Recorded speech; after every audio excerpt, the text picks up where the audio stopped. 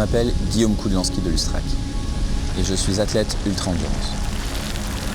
Tu me connais peut-être pour mon record du monde du marathon en courant à l'envers, pour mon triple Ironman à travers la France en 60 heures ou une dizaine d'autres défis. J'ai grandi dans des grandes villes, puis suis allé en montagne avec le Covid. Je ne l'ai jamais quitté depuis.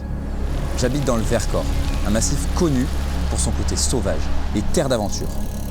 Mais aussi connu parce qu'ici, les stations se demandent chaque hiver si ce n'est pas leur dernière saison de ski. Ça fait maintenant 2 ans que la traversée du Vercors en ski de fond n'a pas eu lieu. Pire, ils ont décidé d'arrêter de l'organiser définitivement. Le ski dans le Vercors, c'est mes plus beaux souvenirs d'enfance. Et c'est aussi une immense partie de la population qui en dépend directement. Ils vont devenir quoi tous ces gens ? Pourquoi est-ce qu'on ne s'inquiète pas plus si dans 10 ans, on pourrait avoir un chômage de masse, des stations fantômes et des villages abandonnés dans le Vercors ou ailleurs ? Mais surtout, est-ce qu'on peut vraiment y faire quelque chose ? Et moi, qu'est-ce que je peux faire ? Je ne suis pas un expert de la gestion des territoires ou des stations de ski, mais je sais pédaler. Beaucoup pédaler. J'adore ça d'ailleurs. Alors j'ai décidé de partir, relier toutes les 300 stations de ski de France à vélo en moins de 3 mois, pour rencontrer et demander aux spécialistes ce qu'on peut faire. Durant cette aventure, je note tous les jours dans mon petit carnet mes réflexions, ce que je ressens et surtout ce que j'apprends de factuel. Ce carnet, je te le partage aujourd'hui. Bienvenue dans l'aventure.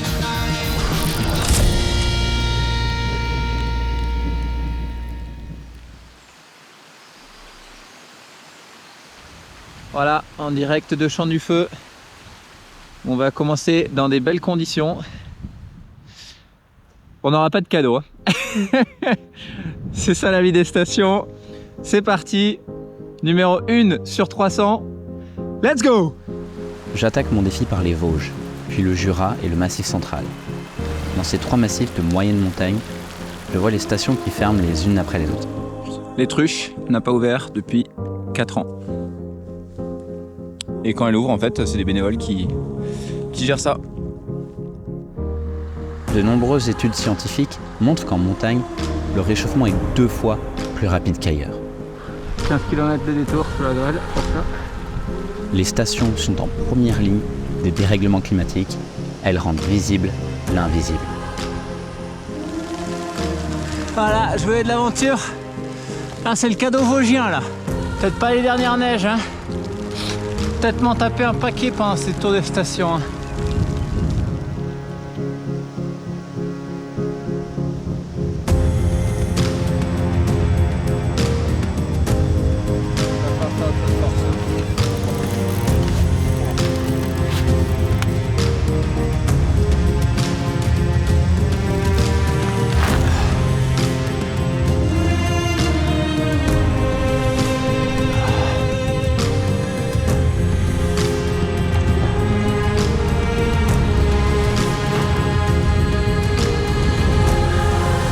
Ça va, pas d'avalanche aujourd'hui.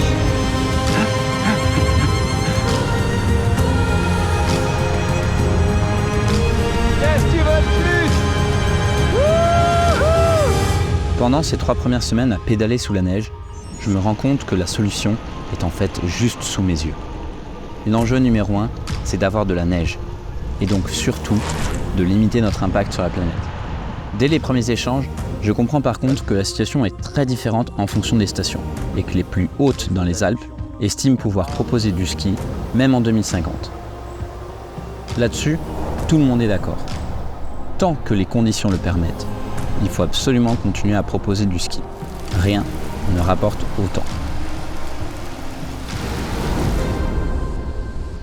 Mais avec les coûts de fonctionnement qui explosent et sur des saisons de plus en plus courtes, le modèle économique est au bord du gouffre.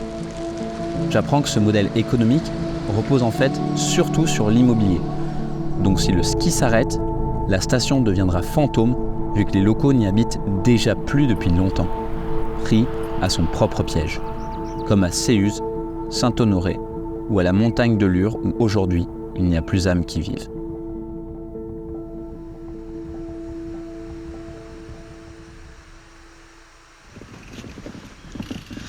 Bon alors normalement il est censé y avoir une station ici. Je sais pas si vous voyez quelque chose mais franchement je vois rien, pas un téléski, pas un fil neige.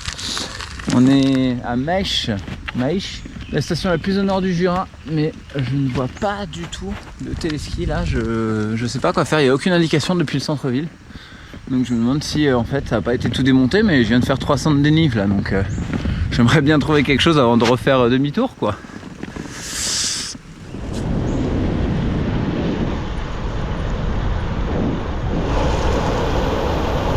Arrêtez les skis sont fermés, mais il y a du skieur.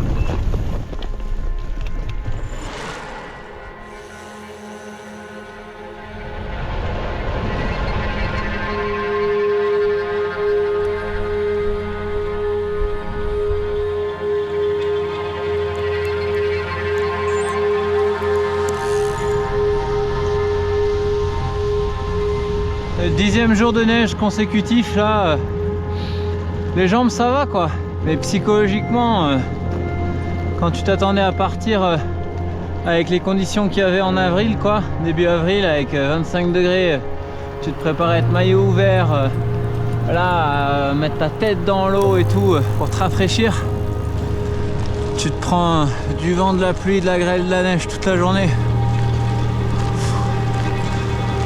Mentalement c'est dur, ça tape dans les calories, ça tape dans la tête, ça tape partout, il y a les orteils qui brûlent, il y a les mains qui brûlent, pas de répit quoi.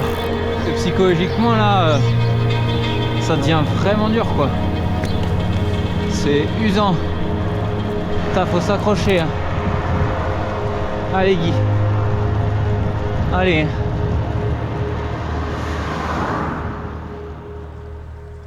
Ne joue pas à la neige, ça va pas attirer les touristes du monde entier là. J'en doute. Moi je peux même pas acheter ça quoi. Ah, c'est une benne à ordures ça non? Ouais, une sacrée benne à ordures. Ouais, je laisse le papier dedans. Ouais, une demi-seconde il est en train de prendre le téléski. Allez, on va voir Mout. On va voir le frigo de France. Et on espère qu'à partir de là, il n'y a que faire beau. Bah, ce serait possible. Hein. Comment ce serait merveilleux, t'imagines. Plus jamais moins de sous les 5 degrés après. Oh. Le rêve.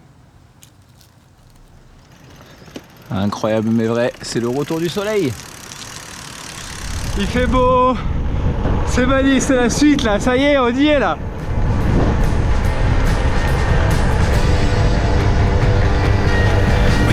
Bienvenue dans l'Aubrac, sa mère. Ah, il n'y a vraiment pas de cadeau. Foutu Mathéo. Ah là là, le temps de anglais.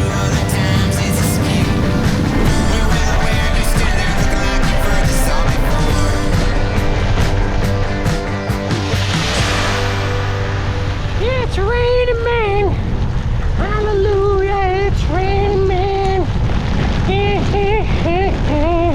Absolutely smoke and weed.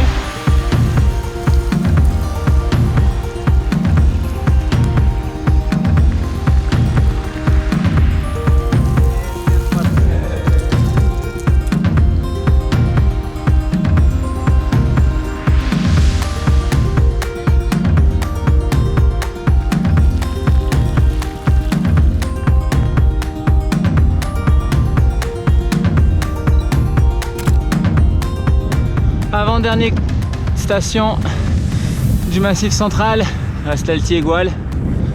Ah voilà, là on profite un peu quand même. Faut profiter un peu.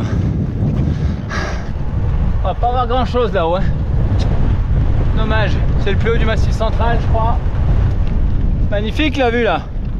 Oh là là, qu'est-ce que c'est splendide. Non, il n'y aura pas de cadeau.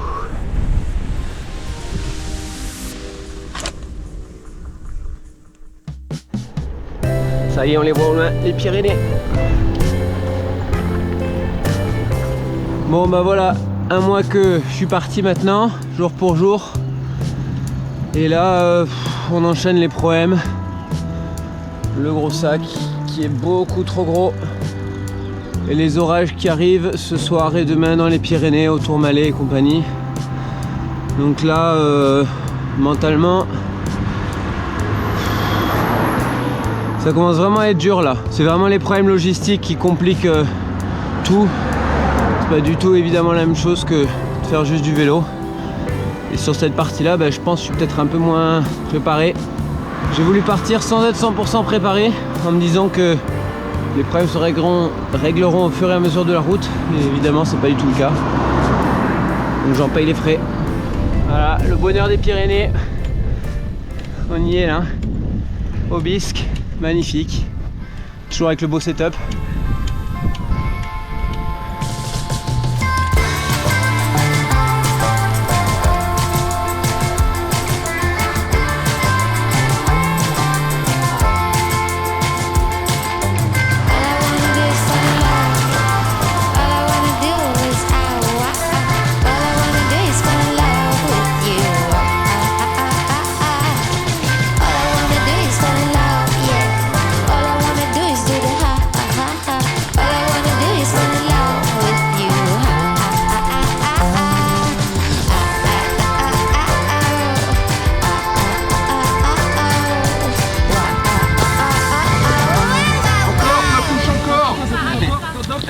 Vous allez où les gars? Allez, c'est parti, direction Col d'Aspin. Faut bien qu'ils aient avantage à être bas carbone. Hein. Tourmalet à nous deux. J'avoue, il n'y a plus que nous.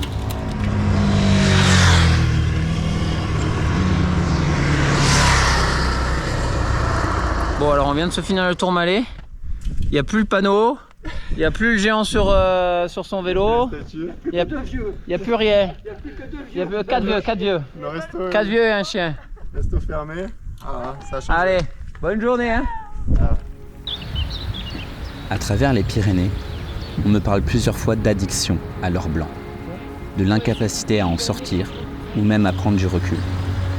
Les stations misent tellement sur le ski qu'elles communiquent peu sur d'autres activités ou d'autres saisons pour se diversifier. Un petit col spécial.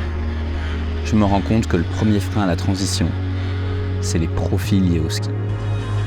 Et pourtant, moins de 5 stations dans les Pyrénées seraient rentables. Dans cette transition, on ne connaît pas encore les nouveaux modèles vers lesquels on se dirige. Alors beaucoup me l'avouent, cet inconnu fait peur. Peur de ne pas gagner aussi bien, de perdre une part de son identité, du déclassement social. Alors beaucoup se renferment et rendent les dialogues extrêmement tendus. Guzet 1500.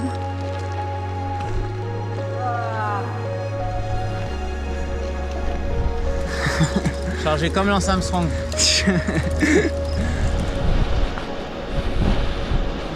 Normalement là, les Pyrénées, ça y est, ça commence à être fini là, col de Paillère. Maintenant, on va pouvoir attaquer les choses sérieuses et les Alpes. Je suis tellement rincé que je sais pas comment je vais faire. On verra bien, on verra bien. Il va falloir trouver des solutions. Hein.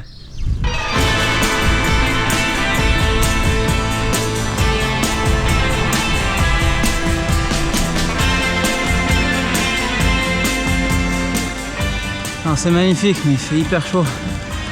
On passe de 5 degrés et de la pluie il y a 2 jours à 28 degrés là, plein cagnard. C'est dur, hein. C'est dur, faut que le corps il s'adapte, c'est dur.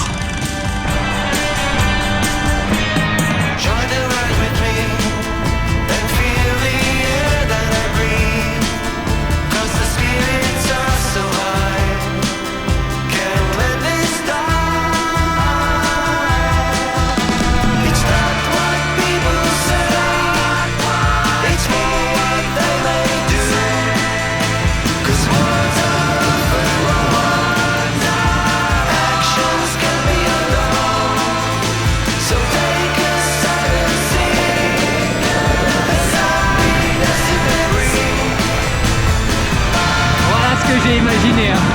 C'est ça que j'ai imaginé. Ah le kiff. C'est pas légal, hein. C'est pas légal d'être beau comme ça là. Voilà, on est à Saint-Véran, 2064 mètres d'altitude et c'est la commune avec la mairie la plus haute d'Europe. C'est peut-être une des plus belles aussi, hein, sincèrement. Mais c'est exceptionnel.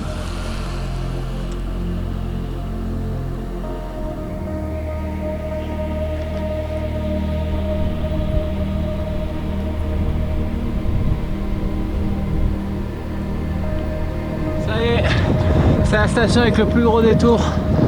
C'est le Ventoux, le Mont Serein. Yes, mythique, mythique, mythique. Bon maman, t'as fait 1% du tour des stations. 1%. Oh. Comment ça a été? Ouais, mais quelle station! Oh. T'as oublié de préciser.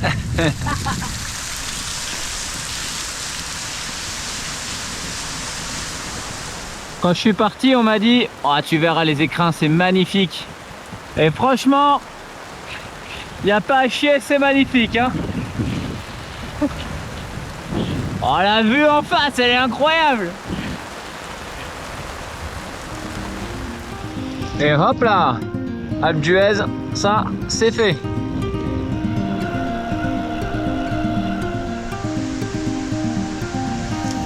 S'il y a un dieu ou une déesse de la météo, alors vraiment, merci pour ce passe-droit. Là, le col de la Croix de Fer, sans les orages annoncés, ça régale. Et on va pouvoir passer en vallée de la Haute-Maurienne avec l'énorme sourire.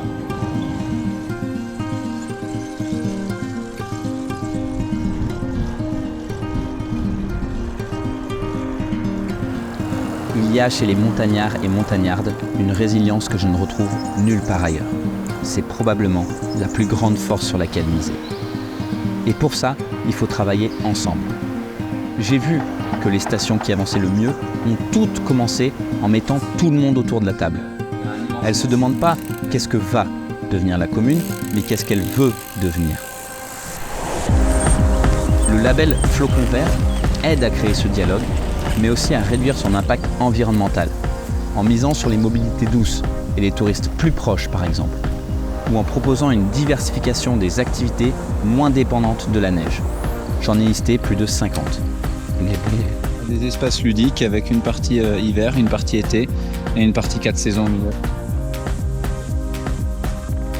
Mais pour développer ça, il y a un enjeu d'image et de nouvel imaginaire à proposer. Finalement, il y a une piste qui semble un peu sortir du lot. Miser sur la vie à l'année. Débrancher la perfusion immobilière et investir à fond, grâce à l'argent actuel du ski, dans les services pour les locaux, comme l'énergie, les mobilités, l'agriculture, de l'industrie ou des commerces. Miser sur ce cadre de vie si exceptionnel et sur les spécificités de chaque territoire. Les stations sont trop différentes pour qu'il n'y ait qu'une seule solution.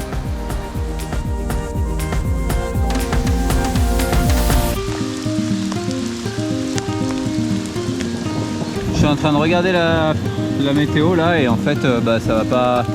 Les prochains jours ça va pas se changer quoi, ça va être comme ça, orage, éclair, pluie. Bah voilà, tu vois, il y a une petite question où je me dis est-ce que c'est ça, est-ce que c'est vraiment ça que j'ai envie de faire quoi comme défi? Et je pense que c'est la question qu'il faut absolument pas que je me pose. Sympa.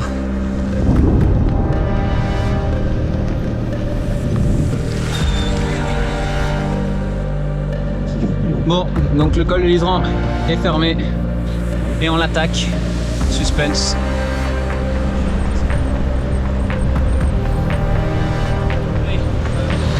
Oh purée, le post Instagram, bonne Val sur Arc officiel. Le col de l'Iseran est à nouveau ouvert à midi.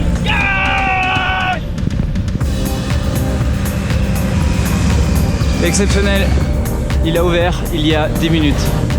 Incroyable, incroyable.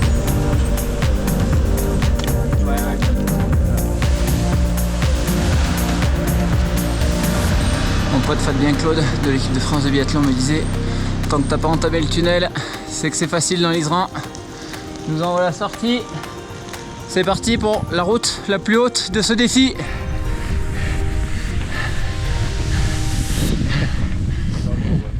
Oh, ouais, il doit bien.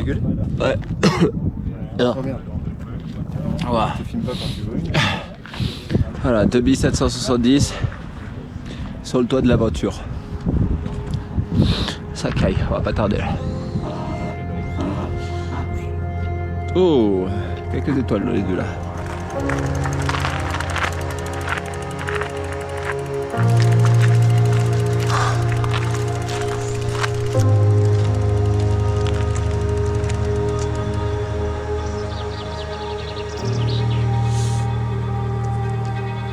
Je suis tellement fatigué.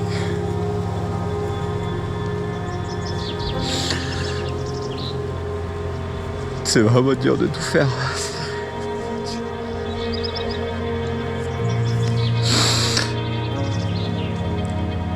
Je sais que j'ai de la chance, mais c'est tellement dur.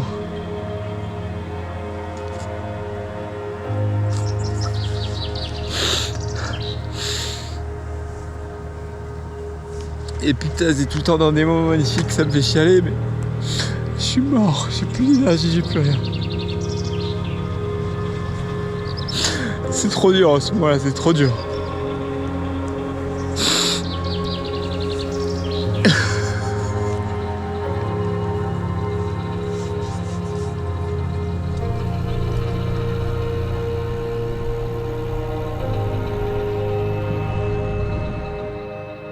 Comme ça, je repars frais. Ça faisait 2 jours que j'avais pas eu de pluie et voilà, record battu, 47 heures sans pluie. Mais quel débutant je fais parce que là je suis en train de me prendre une rincée et on est en vigilance orange donc il y a des gros vents. Va vraiment falloir que je sois prudent. Mais quel débutant je fais moi à pas regarder la météo chaque jour. Vraiment là ça me... Ah je m'en veux, Pour l'instant ça va, mais je sens bien que ça va être compliqué, d'autant que je monte à 2300. Donc il va vraiment falloir faire attention sur cette montée de Val Thorens.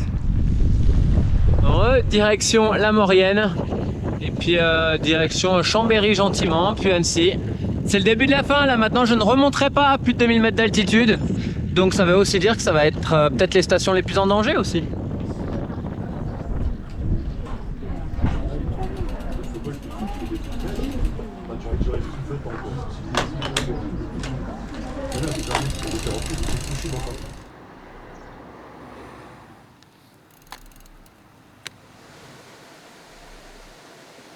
Du coup, je te retourne la question presque la même, c'est celle que tu poses à tout le monde. Qu'est-ce qu'on peut te souhaiter d'ici la fin de l'aventure? Franchement, du beau temps comme ça, moi je demande rien de plus. Bon. Si, est-ce que ça peut être juste ça? Chaque fois je me dis c'est bon, la météo là il va faire beau jusqu'à la fin quoi. Voilà. Comme on disait hier, hein, pas plus de 47 heures sans pluie. Ça va être trop marre.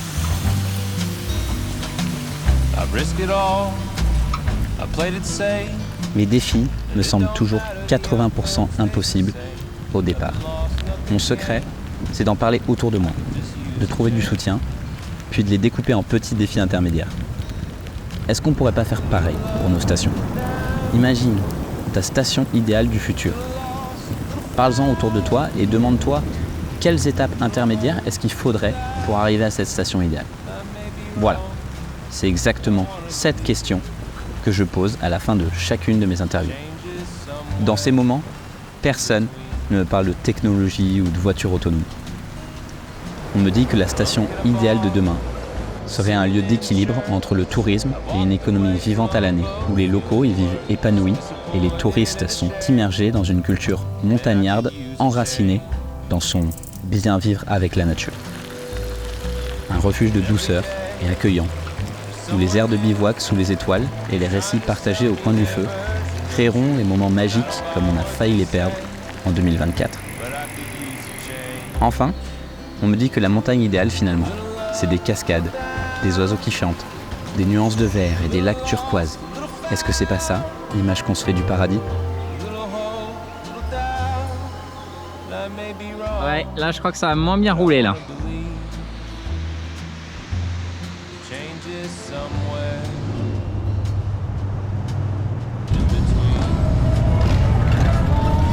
Encore au bon moment, au bon endroit moi. Dernier jour et la plus grosse portion de rando vélo là. Voilà, on ne peut pas se mettre sur la piste vu qu'il y a les VTT qui descendent. On profite.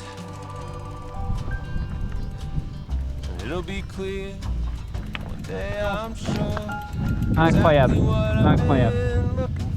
Merci. Merci les rencontres, merci les émotions, merci les paysages, merci pour le soutien.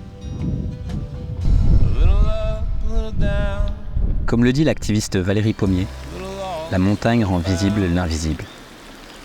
Il est temps de réaliser que ce qu'on vit ici, dans ces paysages majestueux mais mutilés, peut servir à résonner au-delà des cimes et pousser toute notre société à agir.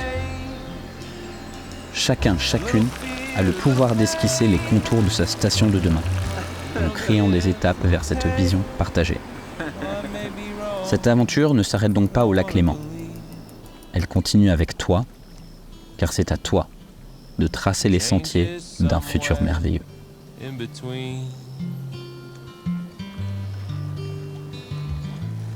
Changes somewhere in between.